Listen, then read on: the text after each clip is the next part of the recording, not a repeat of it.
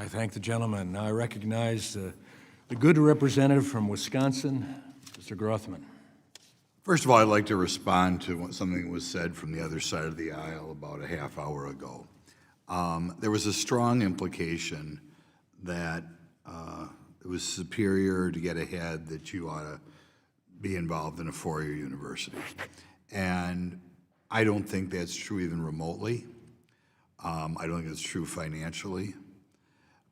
Not that I'd suggest everybody drive truck for Walmart, but I pointed out that one of those Walmart truck drivers live better.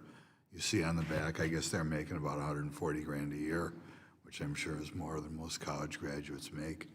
I think since I've been a politician,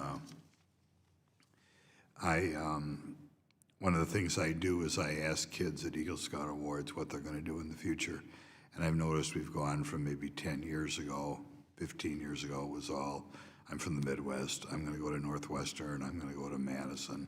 Now more and more are going to tech school, more and more are going to trade school, which means they're catching on. But I'm still afraid when people say things like the Congresswoman from the other side of the aisle said, that you're leading kids to believe that college is the answer, a four-year college. It's not the answer.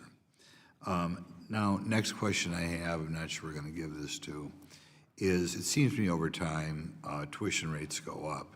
And it seems to me also the number of non-teaching personnel in colleges has been going up somewhat dramatically the last 30 years, which kind of concerns me because I don't know what you're getting for these people.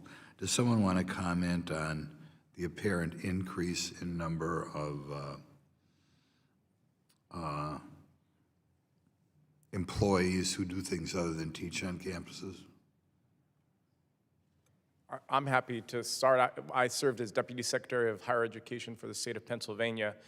We had 42 unfunded mandated reports that the state Senate and Congress demanded every year that no one ever looked at. When you have reports that no one looks at, when you require data reporting that no one looks at, then you're creating a position for somebody that doesn't support teaching and learning. Why don't you get us, after we leave here, a list of reports that you feel are unnecessary? This was for the state of Pennsylvania, not federal reports. So this were reports. It's not our fault, okay.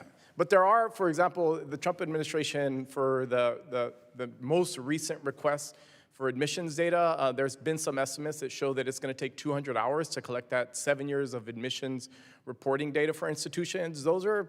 What was the purpose of the reports?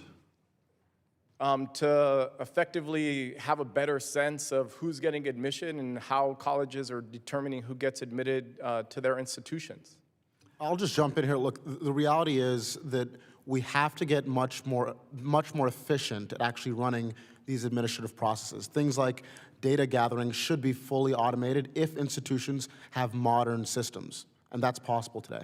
Exactly. You would figure in gathering paperwork, you'd have a lot less people working there than were working there 30 years ago. If you've got the modern systems, that's right. Yep. Okay, a couple of you are running colleges that do a lot of online teaching. Percentage-wise, how much does your tuition, and by the way, I'm from Wisconsin. I know in Wisconsin for a while they were charging more for online classes than in-person classes. I never got a good answer for that. But how much lower do you think you can cut tuition if you go online compared to everybody's got to show up?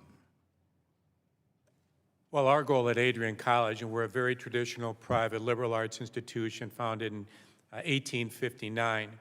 But as we look at the future of higher ed, we absolutely believe it's hybrid, that students that even go to traditional schools will be taking some of their courses online. It is less expensive for us to do that by a substantial amount. I said earlier that it costs $500,000 to start a new major. In the traditional system, with this new shared system that we have, it's about $15,000. As we look out, we hope to drop tuition 20 to 30% over the next several years because of the tremendous efficiency that's brought to the system when our schools work together.